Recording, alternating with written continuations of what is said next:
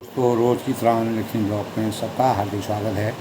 सबके मंगल भविष्य की कामना के साथ बड़ों को मेरा सादर नमस्कार, छोटों को मेरा आशीर्वाद। दोस्तों, मैं ठीक हूँ, आशा करता हूँ कि आप ठीक होंगे। आज के रामचरित मानस के उत्तरकांड के प्रसंग में दोस्तों, काकभूषणी ने जिस प्रकार से मर्यादा पुरुषोत्तम भगवान रामचंद्र जी की भक्ति में यानी अपने जीवन को कौवे के रूप में अवतरित होकर के एक छोटे से पात्र के रूप में जिस प्रकार तुलसीदास जी ने रामचरितमानस में उनके चरित्र का वर्णन किया है, तो काकभूषणी जी रामचरितमानस के 200 पात्र हैं जो वो एक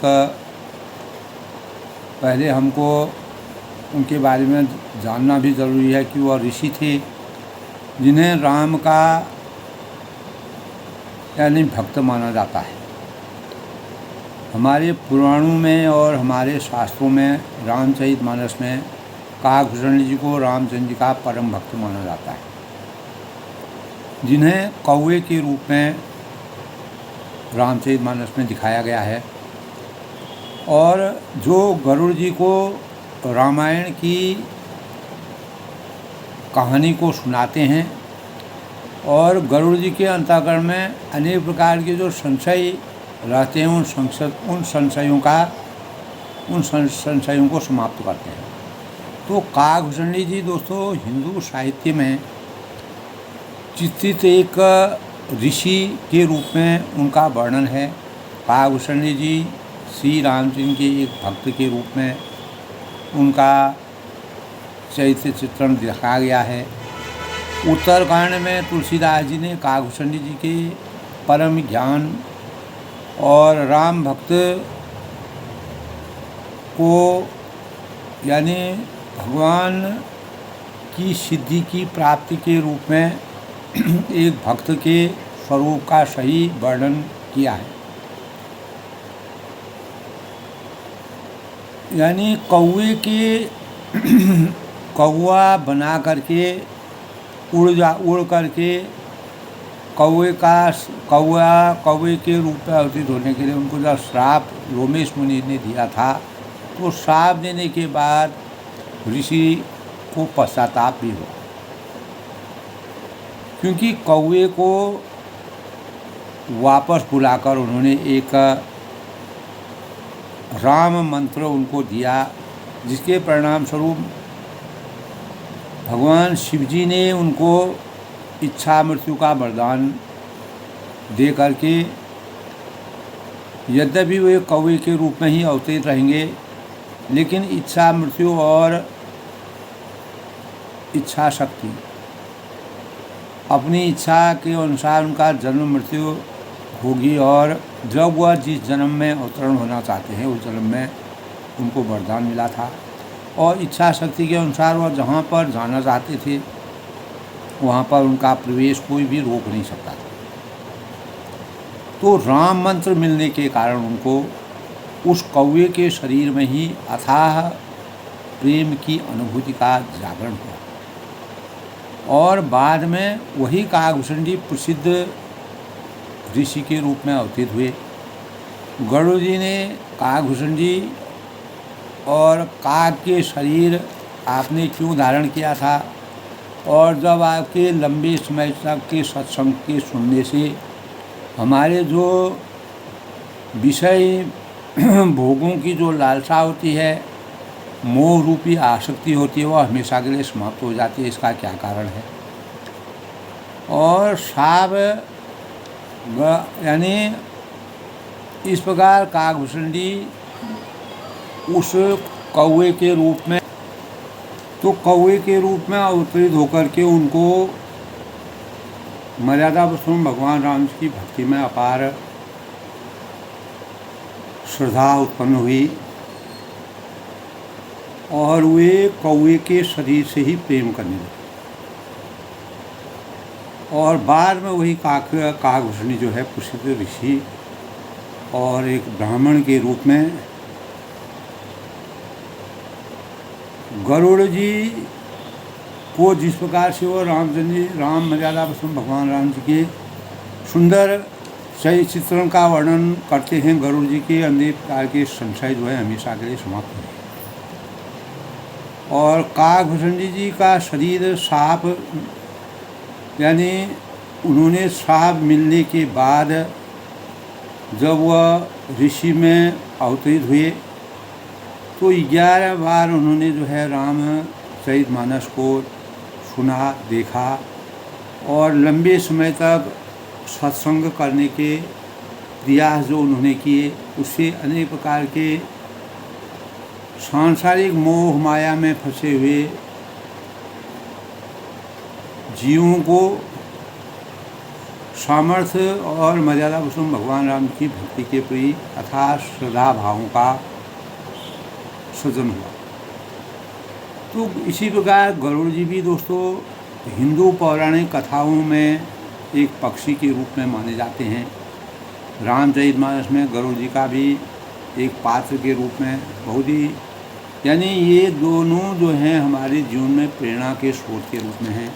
यानी मानव रूप में अवतरित होकर के हम भगवान की भक्ति को का सही से निरूपण नहीं कर सकते हैं, भगवान की भक्ति को प्राप्त नहीं कर सकते हैं। तो एक पशु पक्षी होने पर भी हमको उनसे प्रेरणा मिलती है, किस प्रकार से उन्होंने अपने भावों को संचित करके अपना रूप परिवर्तन करके कौवे के रूप में अवतरित होकर के किस प्रकार से जन्म जन्मांतरों का अपना मोक्ष की प्राप्ति की। तो गरुड़ भगवान विष्णु के वाहन माने जाते हैं। भगवान के ध्वज पर गरुड़ जी दिखाई देते हैं और गरुड़ जी चील व बाज जो पक्षी होता है उससे थोड़ा बड़े होते हैं, बड़े हैं। की चोंच जो है दोस्तों वह काफ़ी गिद्ध की चोंच से बड़ी होती है और कठोर होती है। गरुड़ जी का जन्म और स्वर्ग का प्रतीक माना जाता है। गरुड़ सभी सांपों के दुश्मन माने गए हैं। गरुड़ प्रजापति कश्यप व बिंता के पुत्र थे। गरुड़ सूर्य के सारथी और गरुड़ के छोटे भाई यानी दिवा शक्तियों व अधिकार के प्रतीक के रूप में माने जाते हैं। गरुड़ भारत, इंडोनेशिया, थाईलैंड में आदि देशों में राष्ट्रीय पक्षी के रूप में माने जाते हैं और राष्ट्रीय प्रतीक के रूप में माने जाते हैं। और गरुड़ त्रेता युग की में श्री रामचंद्र के छोटे भाई भरत के रूप में अवतार लिया था, ऐसा हमारे पुराणों में कहा गया है। तो गरुड़ जी शीर्ष पर यानी धारण किया गया अपना ज्ञान का के भावों का संचार उन्होंने किया। इस गरुड़ जी को संस्कृत में दोस्तों महासेन भी कहते हैं। तो इस प्रकार गरुड़ जी का जो उनको काकभूषण जी ने एक पक्षी होने के नाते खग जाने खग की भाषा, तो जितना विस्तार और क्रमबद्ध तरीके से जिस प्रकार रामचंद्र की भक्ति में उनको उनके संदेहों को समाप्त करने के लिए भाव अवतरित किए।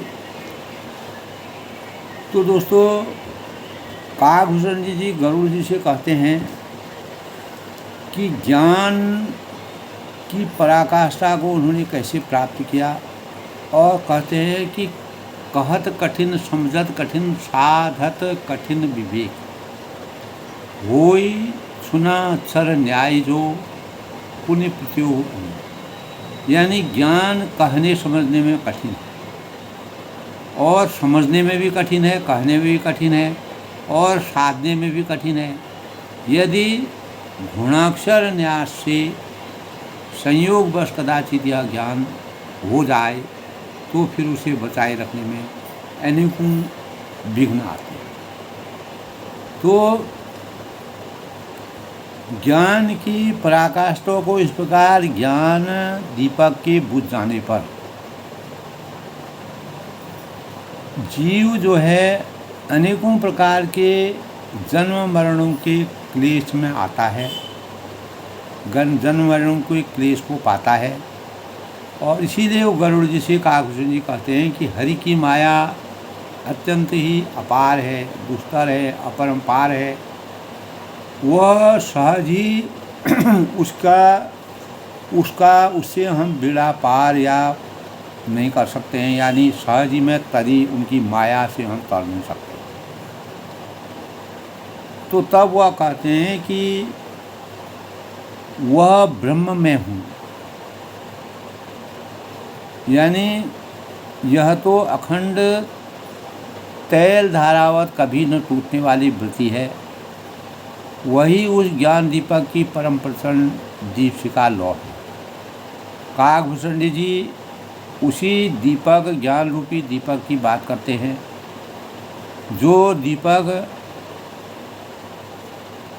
जब विभिन्न तरीक़ों से, तौर तरीक़ों से हम घी का निर्माण करते हैं और दीपक को बना करके उसका सृजन करते हैं, उससे दीप प्रज्वलित करते हैं, तो वही दीप जो है वही भगवान के स्वरूप में प्रज्वलित होता है। और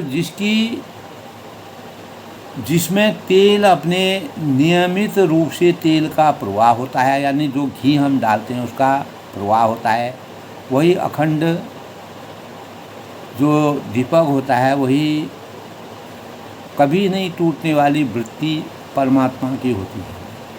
उस ज्ञान दीपक की परम प्रचंड दीपशिखा की जो लौ होती है, तो जब आत्मा अनुभव के सुख का सुंदर प्रकाश फैलता है, तब संसार के मूल भेद रूपी भ्रम का नाश होता है। तो हमारे जीवन में जो अनेक प्रकार के भ्रम जाल हैं, वह हमेशा के लिए समाप्त होते हैं जब ज्ञान रूपी दीपक हमारे जीवन में यानी प्रज्वलित हो जाता है। तो प्रबल अविद्या कर परिवारा मोह आदितम मिटय अपारा, तब सोई बुद्धि पाय उजियारा उर ग्रह बैठ ग्रंथ निरारा। तो और महान बलवती यानी अविद्या के परिवार मोह आदि का अपार अंधकार मिट जाता है। संपूर्ण अज्ञान रूपी अंधकार से ज्ञान रूपी प्रकाश का सृजन हो जाता है।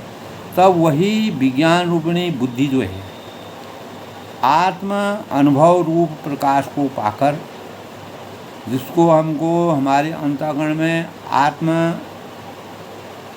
आत्मा की उजागरता प्रकाश की प्राप्ति है, हृदय रूपी घर में बैठकर उस जड़ चेतन की गांठ को खोलती है।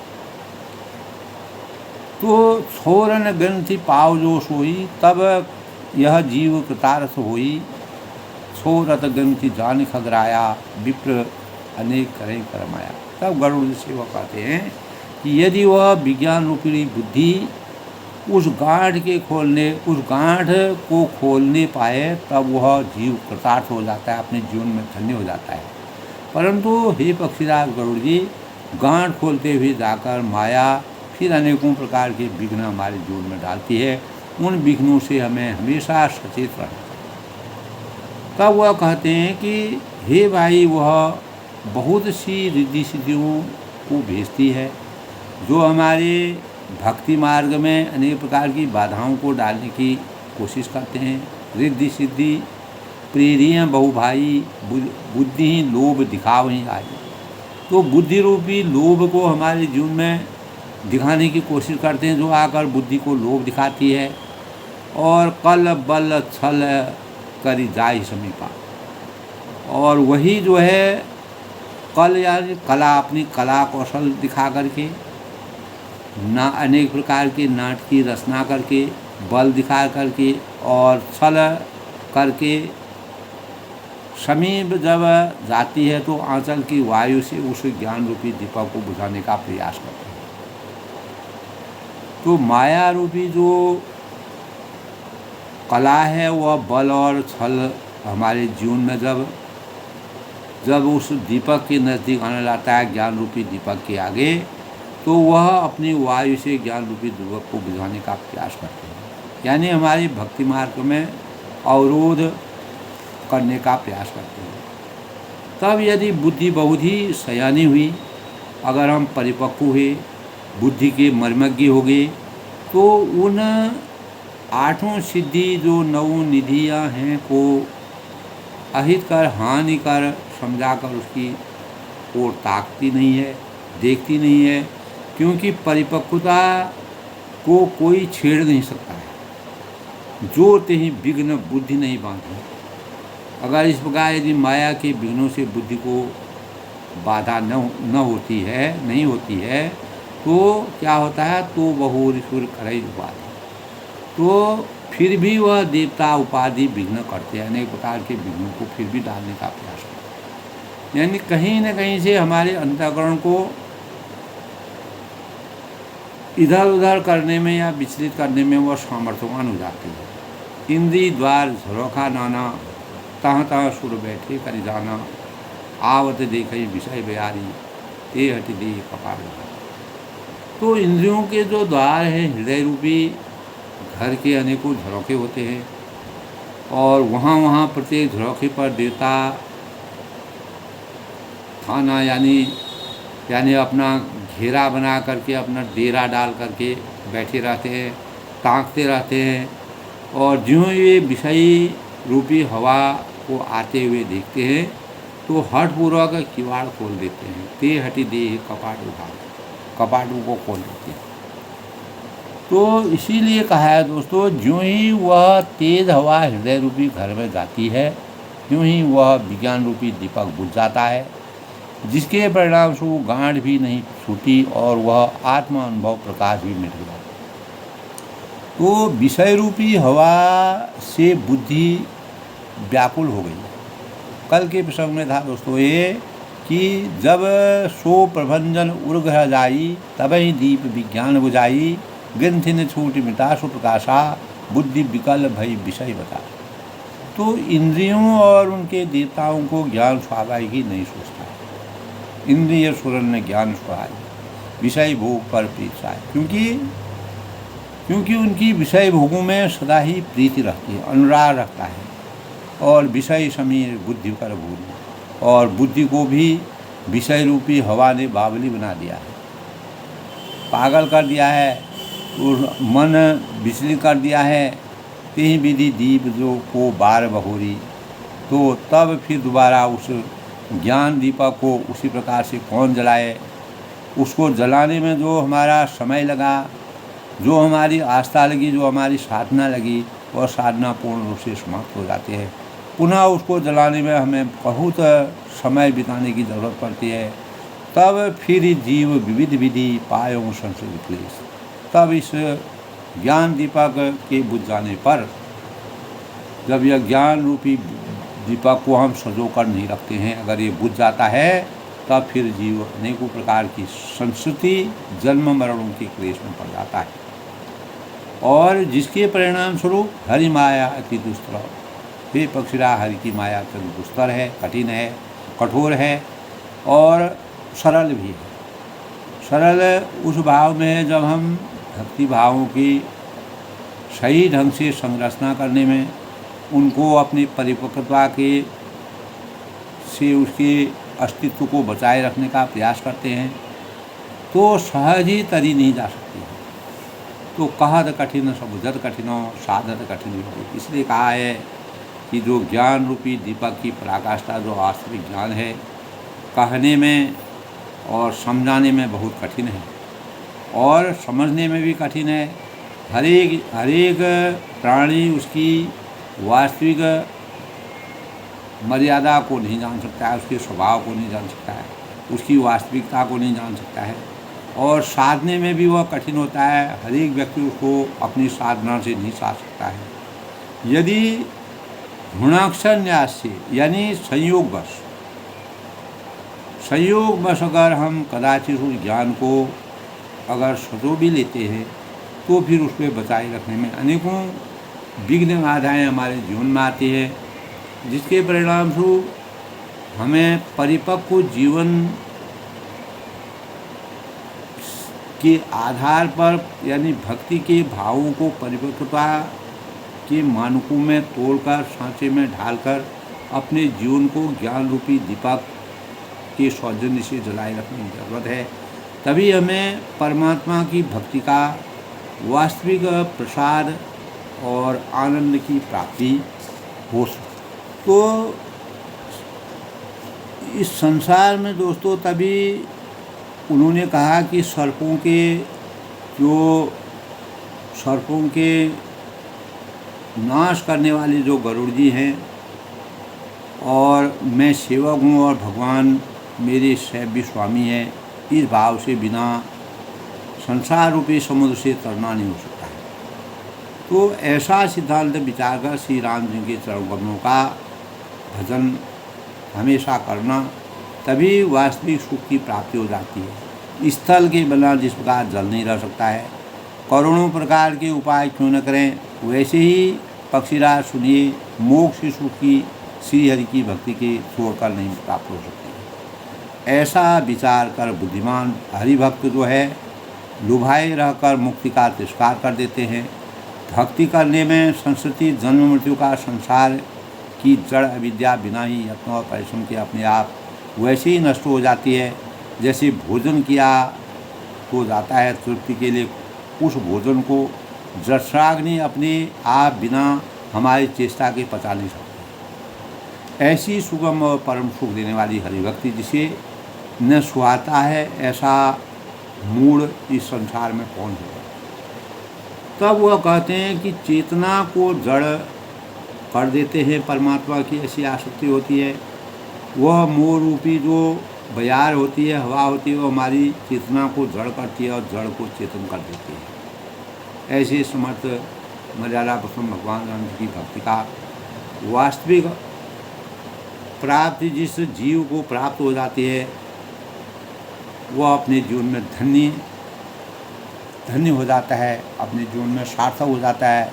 उसका जीवन मानवीय गुणों से तृप्त हो जाता है और वास्तविक भक्ति का संचार उसके अंतःकरण में हो जाता है। आज के पंचांग की बात करते हैं दोस्तों। आज के प्रसंग से पहले आज का पंचांग दोस्तों, आज 18 अक्टूबर 2024 दिन शुक्रवार, कार्तिक माह की कृष्ण पक्ष की प्रतिपदा तिथि 1:15 तक और उसके बाद जो है द्वितीया तिथि का प्रारंभ हो जाएगा। सूर्य आज तुला राशि में प्रवेश करेंगे और आज योग सिद्धि योग का और करण कौलव 1:15 तक और उसके बाद तैतिल 11:30 राशि फिर यानी घर। और आज का दिन बहुत शुभदायी माना गया है और आयुष्मान योग की का संयोग रहेगा। उत्तराषाढ़ा नक्षत्र और चंद्रमा मेष राशि में आज प्रवेश करेंगे। आज के शुभ मुहूर्त की बात करें तो दोस्तों, आज अभिजीत मुहूर्त 11:58 से 12:50 और अमृतकाल आज का 7:06 से 8:30 तक। ब्रह्म मुहूर्त आज दोस्तों 4:53 से 5:41 तक। आज का राहु काल जिसके दौरान किसी भी शुभ कार्य को करना वर्जित माना गया है 5:16 यानी सायं और से 6:53 तक। आज का सूर्योदय 6:24 तक होंगे और सूर्यास्त जो है 5:47 तक। तो इस प्रकार दोस्तों आज के शुभ पंचांग के भावों का भाव है। और आज दोस्तों जैसे कि हम जाने शुक्रवार का दिन है, यानी आज माँ काली और शुक्राचार्य जो दैत्यों के गुरु थे उनका दिन माना जाता है। एक ओर जहाँ काली मैया की पूजा हो जाती है, वहीं दूसरी ओर माँ लक्ष्मी की पूजा और उनकी आराधना करने का, उपवास करने का दिन है। और आज दोस्तों दैत्यों के गुरु जो है शुक्राचार्य जो थे, उनका भी दिन है। इस दिन लक्ष्मी माता और काली माता की पूजा विशेष लाभकारी मानी गई है। मनोवांछित फलों की द्योतक के रूप में शुक्रवार के व्रत करने से घर में खुशियों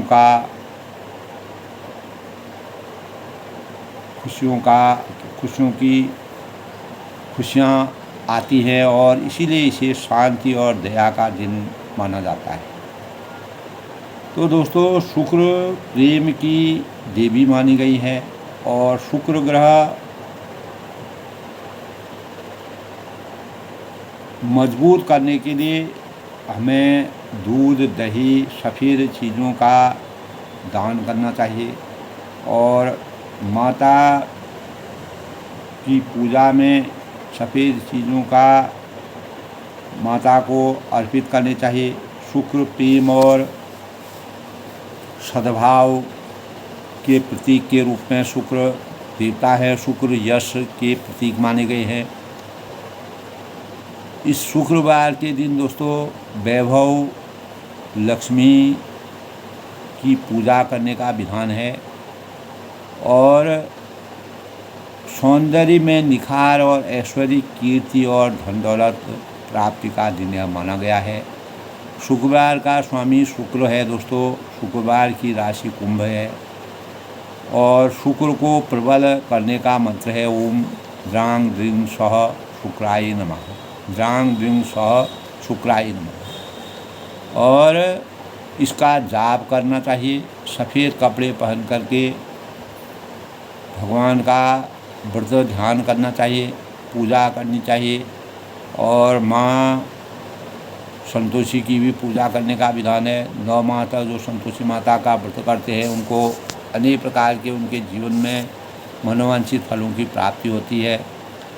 सफ़ेद वस्त्रों का चीज़ों का दान शुभ माना गया है। इस दिन साफ सफाई और शारीरिक शुद्धि का ध्यान रखना चाहिए। शौर्य, सौंदर्य और शुक्रवर्धक माना गया है। इस दिन किसी को भी किसी प्रकार का उधार लेन देन नहीं करना चाहिए। लक्ष्मी का पूजन, व्रत, आराधना और वैभव लक्ष्मी को अनेक चीज़ों से पूजा करनी चाहिए। सफ़ेद चीज़ें दूध है, दही है और चावल और शुभता वाली चीज़ और किसी से भी अभद्र भाषा का प्रयोग नहीं करना चाहिए और खट्टी चीज़ों का सेवन शुक्रवार को वर्जित माना गया है और जिससे भगवान माँ लक्ष्मी और दुर्गा माता की विधि विधान के साथ पूजा करने से, उपवास करने से अनेक प्रकार की परेशानियों से हमको छुटकारा मिलता है। तो इस प्रकार माँ शक्ति की प्रतीक के रूप में हमारे जीवन में माँ दुर्गा का आशीर्वाद बना रहता है। तो दोस्तों हमारे जीवन में हर एक मनुष्य के सोचने समझने का दृष्टिकोण अलग अलग होता है, क्योंकि हम परमात्मा की भक्ति करते हैं, परमात्मा के ध्यान में रहते हैं, सदा भाव हमारे अंदर होती है और कुछ लोग भगवान को आस्तिक रूप में आस्था रखते हैं और कुछ लोग नास्तिक होते हैं जो भगवान पर विश्वास नहीं करते हैं। तो दृष्टिकोण अपना अपना है। हम किस भावना से, किस श्रद्धा से, किस सोच से परमात्मा का ध्यान करते हैं अपने जीवन को परिवर्तित करने के लिए, अपने जीवन में शुचिता के भावों का संचार करने के लिए। मर्यादा पुरुषोत्तम भगवान राम जी हमेशा लोक कल्याणकारी कार्यों को करने के लिए अपने जीवन को जीवन दान उन्हें दिया और जितने भी उन्होंने कार्य किए रामचरितमानस के साथों जो हमारे कांड हैं उनमें कितना विविधता में एकता का स्वरूप माना गया है, आदर्शता का मानक माना गया है। मर्यादा की सबसे बड़ी रचना रामचरितमानस में मिलती है। तो यथार्थ ही कहा गया है कि दोस्तों जैसी हमारी दृष्टि होगी वैसी हमारी सृष्टि होगी। तो रघुकुल रीत सदा चली आई, प्राण जाए पर वचन जाए। तो दृष्टि के अनुसार सृष्टि का निर्माण होता है। हमारी सृष्टि पर ही हमारा दृष्टिकोण निर्भर करता है। हम जैसा दृष्टिकोण किसी विषय अथवा व्यक्ति के लिए रखते हैं, किसी भी समाज के लिए रखते हैं, उससे वैसा ही व्यवहार करने लग जाते हैं। और हमारे व्यवहार में दोस्तों विभिन्न घटक जैसे प्रेम है, अपनत्व है, भाईचारा है, ईर्ष्या है, द्वेष है आदि हमारे दृष्टिकोण के आधार पर ही सक्रिय होते हैं। हमारी सोच, हमारा दृष्टिकोण उनके प्रति कैसा है, हम उसी प्रकार का व्यवहार उससे करने लग जाते हैं। अगर किसी के प्रति हमारा दृष्टिकोण अच्छा होगा तो उससे हमारी आत्मीयता बढ़ने लगती है और वह हमें अच्छा लगने लगेगा। उसके प्रति हम प्रेम और स्नेह का भाव रखेंगे। वहीं अगर किसी के प्रति हमारा दृष्टिकोण ठीक नहीं होगा तो उसके प्रति हम अश्रद्धा रखेंगे, घृणा रखेंगे, द्वेष रखेंगे और अनेक प्रकार के भाव हमारे अंतःकरण में जागृत होने लगते हैं। तो कई बार दोस्तों हमारे मन में नकारात्मक सोच का उदय होने लगता है, तो जिस कारण हमें चारों ओर सब गलत ही गलत दिखाई देता है। ऐसी स्थिति में हमें सबसे घृणा और ईर्ष्या होने लगती है, जो दीर्घ काल में हमारा अहित करती है, हमको बुराइयों की तरफ ले जाती है। अज्ञान रूपी अंधकार हमारे अंतःकरण में छा जाता है। ज्ञान रूपी प्रकाश के प्रभाव से हम हटने लगते हैं। तो अतः दृष्टि को बदलने के लिए हमें दृष्टि को बदलना, यानी सृष्टि को अगर हमको बदलना है तो हमें दृष्टि को बदलना अनिवार्य होगा। यह दोस्तों स्वतः हमारा दृष्टिकोण ही हम अगर बदलना चाहेंगे, सकारात्मक ऊर्जा का हम संचार अपने जीवन में करेंगे तो हमें दृष्टि का स्वामी बनना होगा। किसी भी कार्य को करने से पूर्व यदि हम नकारात्मक होकर सोचने लगेंगे तो निराशा ही हमारे हाथ में है। और किसी परीक्षा से पूर्व यदि हम उस परीक्षा के प्रति असफलता का दृष्टिकोण रखेंगे तो हम असफल परीक्षा को कभी उत्तीर्ण नहीं कर सकते। और अगर हम सकारात्मक दृष्टिकोण से सही ऊर्जा प्रदान करेंगे और सब पॉजिटिव या सकारात्मक सोचेंगे तो हमारे अंदर सफलतापूर्वक भावों का, सफलता के मानकों के अनुसार भावों का उदय होता है। तो हमारा दृष्टिकोण दोस्तों पूर्वाग्रह के अनुसार नहीं होना चाहिए। हमारा जिसके कारण हम किसी भी व्यक्ति अथवा विषय के प्रति विशेष दृष्टिकोण बना लें, तो अगर ऐसा होता है तो उस व्यक्ति अथवा विषय में जुड़ी बातें हम पर हावी हो जाएगी और ऐसा होने पर फिर हम तटस्थ होकर निर्णय यानी स्वतंत्रता की अभिव्यक्ति हमारे अंतर्गत नहीं आएगी। दृष्टिकोण का हमारे व्यक्तित्व पर बड़ा गहरा प्रभाव पड़ता है। इसीलिए हमारे व्यक्तित्व की पहचान हमारे प्रभावी दृष्टिकोण से होनी चाहिए, जिससे हम अपनी अमिट छाप इस संसार में छोड़ें। अपने कार्यों के सौजन्य से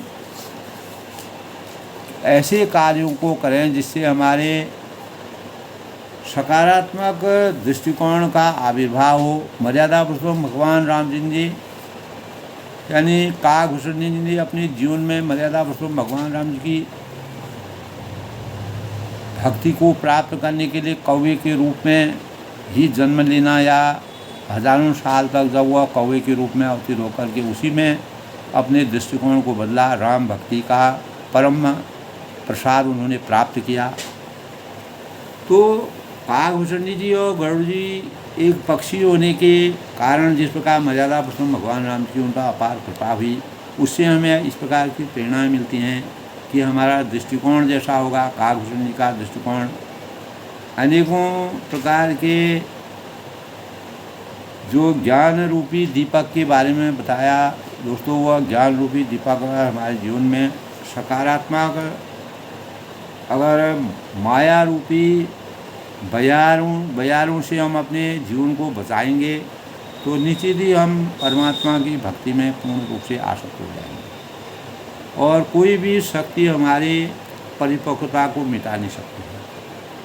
कहूँ ज्ञान सिद्धांत बुझाई, सुनऊँ भगत मन कहे प्रभुताई, राम भगत चिंतामणि सुंदर, बसई गरुड़ जाके उड़ता। तब गरुड़ जी से काकभूषण कहते हैं कि मैंने ज्ञान का सिद्धांत समझाकर अब भक्ति रूपी मणि की प्रभुता की महिमा, जो परमात्मा मर्यादा उसको भगवान की वास्तविक महिमा है, जो उनका अपरंपार, जो उनका भव्य जीवन है, विराट शरीर है, श्री राम जी की भक्ति का सुंदर स्वरूप है और वह भक्ति के शिरोमणि है, चिंतामणि है। तो हे गरुड़ जी, वह जिसके हृदय में अंदर बसते हैं, यानी बसई गरुड़ जाके उड़ंतर, जिसके हृदय रूपी सागर में परमात्मा का वास हो जाता है, उसका क्या होता है? परम प्रकाश रूप दिन राति, नहीं कछु चाहिए दिशा घटवाती, मोह दरिद्र निकट नहीं आवा, लोभ बात नहीं ताव हो जावा। यानी वह दिन रात अपने आप ही परम प्रकाश रूप हो जाता है, स्वयं ही उसके अंतर्गत इस प्रकार की भावनाओं का संचार हो जाता है। वह प्रकाश पुंज के परम प्रकाश पुंज के रूप में अवतरित हो जाता है, यानी ज्ञान रूपी प्रकाश का अवतरण जब हो जाता है, नहीं कछु चाहिए दिया गतवाथी, उसको दीपक घी और बत्ती कुछ भी नहीं चाहिए। यानी इस प्रकार की जो काल्पनिक चीज़ें हैं उनको ज़रूरत नहीं है। तो मोह दरिद्र निकट नहीं आवा, इस प्रकार मणि का एक तो स्वाभाविक प्रकाश रहता है, फिर मोह रूपी दरिद्रता समीप नहीं आती है।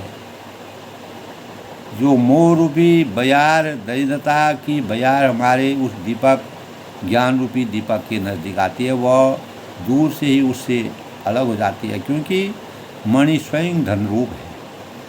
और तीसरे लोभ रूपी हवा जो है, उस मणिमय दीप को बुझा नहीं सकते हैं, फिर उसकी शक्ति समाप्त हो जाती है, वो अस्तित्वहीन हो जाती है।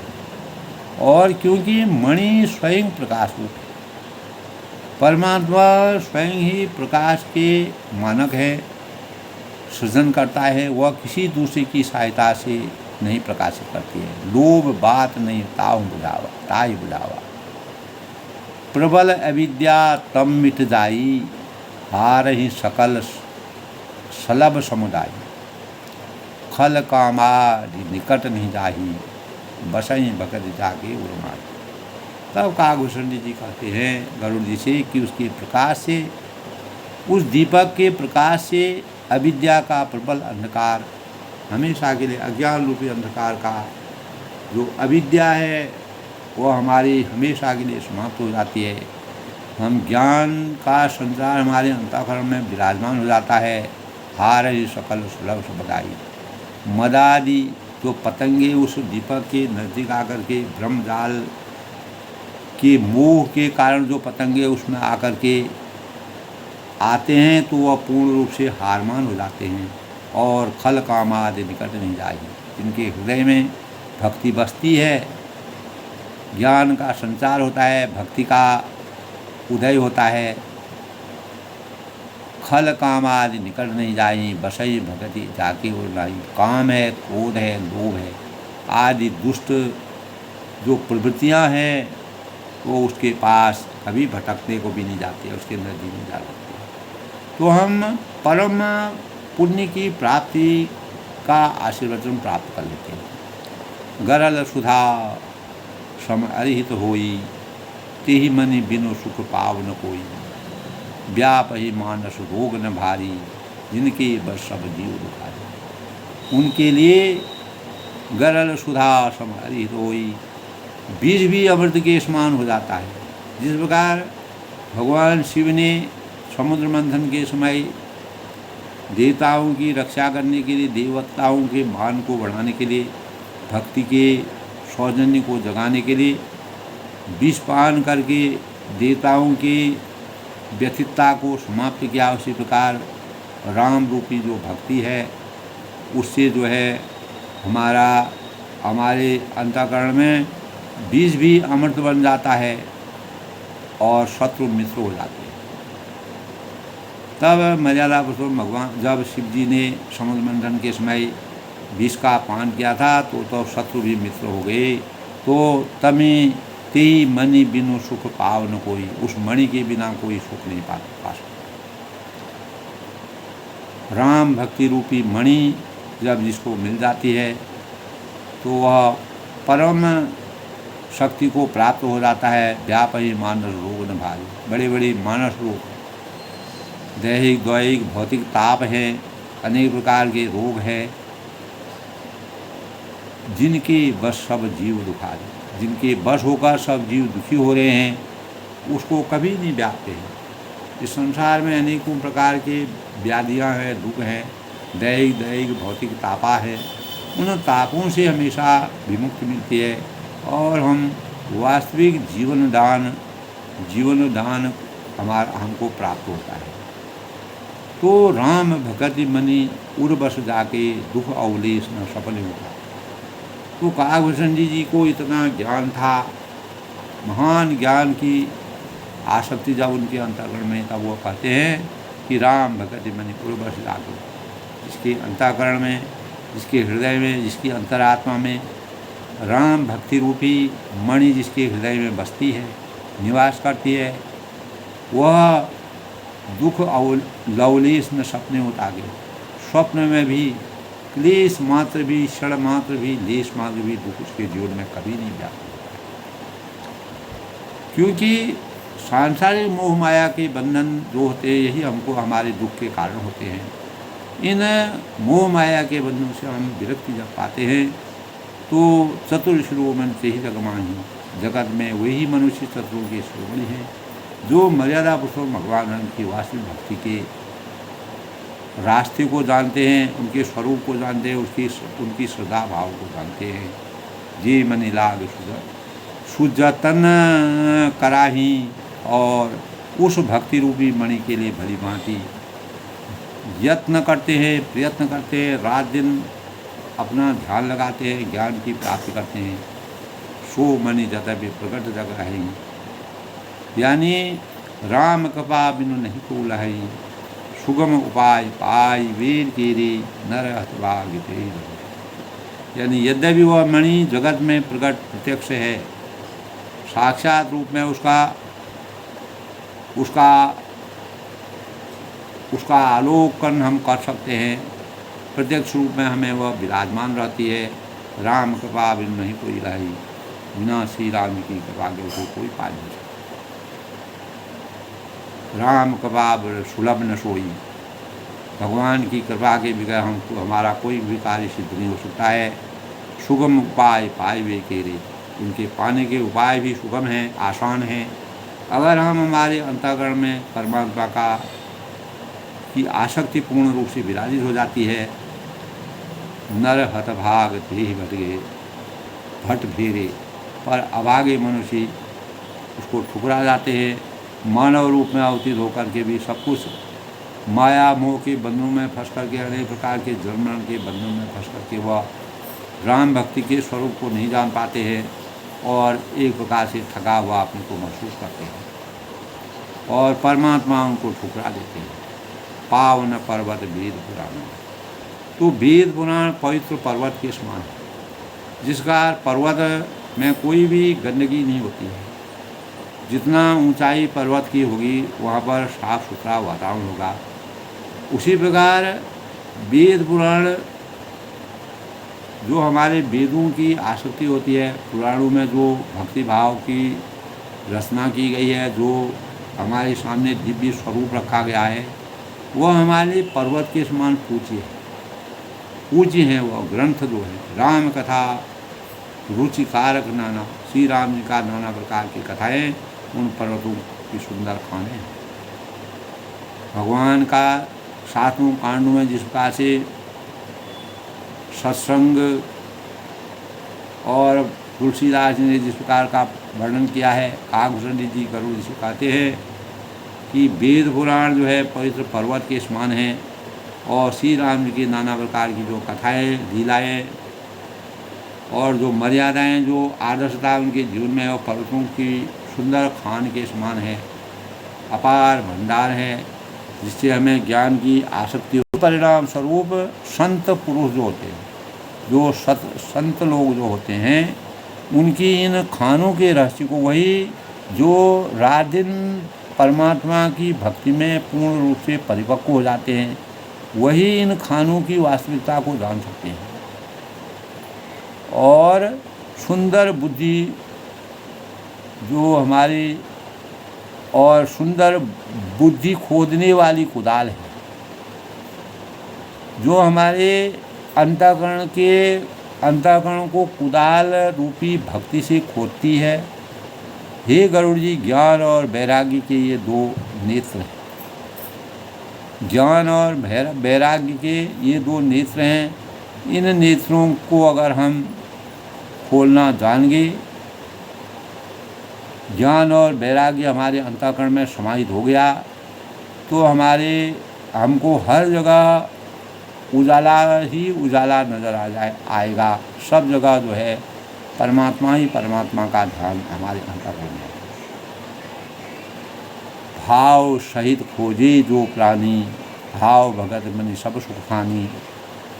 मोरे मन प्रभु अस विश्वासा, राम के अधिक राम कर दासा। जो प्राणी उसे प्रेम के साथ खोजते हैं, वह सब सुखों की खान इस भक्ति रूपी मणि को पा जाते हैं। मर्यादा पुरुषोत्तम भगवान राम के भक्ति में गुणों से लिप्त हो जाते हैं। मेरे मन में ऐसा विश्वास है कि श्री रामचंद्र जी के दास श्री राम जी के से भी बढ़कर हो जाते हैं। और राम सिंधु घन सज्जन धीरा, चंदन तरु हरि संत समीरा। सब कर फल अरि भगत सुहाई, सो बिनु संत न काहू पाई।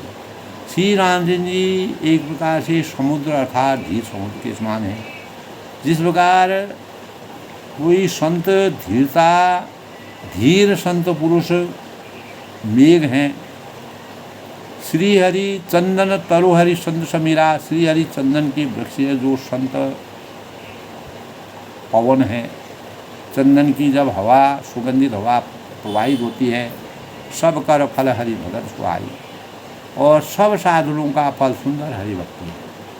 हमारे जीवन में जितने भी साधक यानी साधन हैं, किसी भी कार्य को करने के लिए जो भी साधन हम जुटाते हैं, उनके फलों के प्रदाता भगवान की भक्ति है। और सो बिनु संत न काहू पाई, उसे संत के बिना किसी को नहीं पाया जा सकता है। जो सत्संग जानते हैं, जो परमात्मा के वास्तविक स्वरूप को जानते हैं, उनकी मर्यादा को जानते हैं, उनके आदर्श को जानते हैं, वही उस भक्ति को उसकी परंपरा को जान सकते हैं। अस विचार जो कर सत्संगा, राम भगत ते सुधा विहंगा।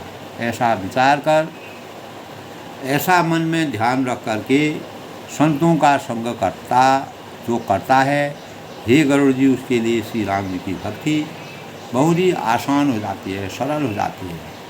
तो हम भगवान की भक्ति में जब परिपक्व हो जाते हैं, तो हमको हर जगह सहज नज़र आता है, आसान नज़र आता है। हम कोई भी कठिन भी हमारे सामने दूर हट जाता है। कठिनता हमको महसूस ही नहीं होती है। ब्रह्म पयो निज मंदरो, ज्ञान संत सुर आई। कथा सुधा मति काढ़ी, भगति मधुरता जाए। तो ब्रह्म वेद समुद्र है। ब्रह्म पयो निधि मंदरो, ब्रह्म का ज्ञान जो है वह वेद समुद्र के समान है। समुद्र का कोई आदि और अंत नहीं है। इसी प्रकार परमात्मा की जो विराटता है, उसका न कोई आदि है न अंत है। और मंदर ज्ञान संत सुर आई, ज्ञान मंदराचल है और संत देवता हैं, जो उस समुद्र को मथ कर कथा रूपी अमृत निकालते हैं। तो जो ज्ञान के प्रचार प्रसार को करते हैं, परमात्मा की कथा का श्रवण करवाते हैं, तो भगति मधुरता जाए, जिनमें भक्ति रूपी मधुरता पूर्ण रूप से बसी रहती है। उनका अंतःकरण निर्मल हो जाता है, पवित्र हो जाता है। विरति चरम ऐसी ज्ञान मदो लोभ मोह कुमार। विज्ञान रूपी वैराग्य रूपी ढाल से अपने को बचाते हुए और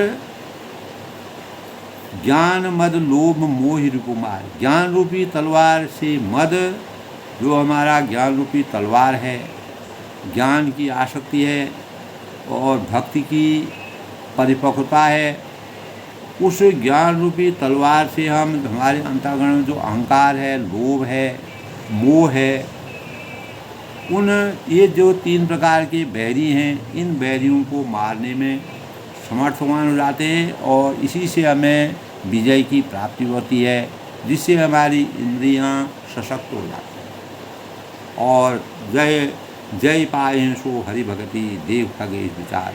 हे पक्षीराज, वह हरि भक्ति ही है जिसके परिणाम स्वरूप हम लोभ मोह और मद लोभ मोह के बैरियों को मारकर विजय की प्राप्ति करते हैं। तो इसे विचार कर देखिए, अपने अंतःकरण में इसका ध्यान लगाइए, अपने जीवन को सार्थक बनाइए। तो दोस्तों, तुलसीदास जी ने बड़ा ही हृदय स्पर्शी वर्णन किया है।